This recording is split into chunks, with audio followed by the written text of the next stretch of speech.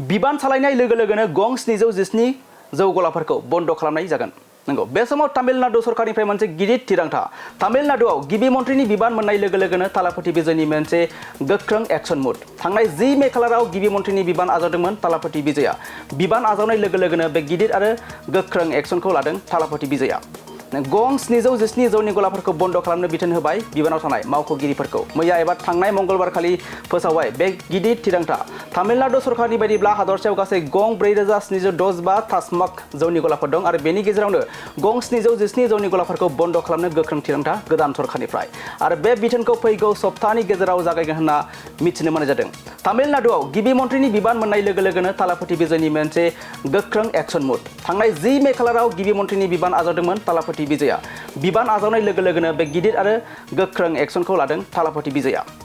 गं 717 जौनि गलाफोरखौ बन्द खालामनो बिथोन होबाय बिबानाव थानाय मावख'गिरिफोरखौ। मैया एबा थांनाय मंगलबार खालि फोसावबाय बे गिदिर थिरांथा।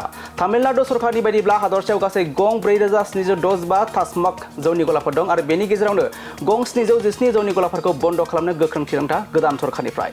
आरो बे बिथोनखौ फैगौ सप्तानि गेजेराव जागायगोन होनना मिथिनो मोननाय जादों।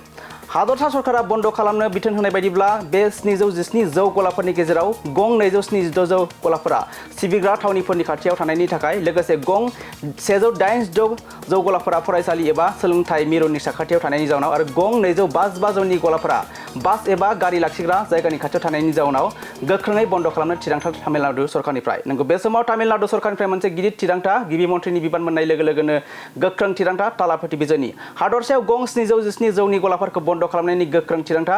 माखासे गोनां फसंथाननि साखाथियाव जौनि गला थानायनि जाउनाव बे गोख्रों थिरांथा तामिलनाडु सरकारनिफ्राय।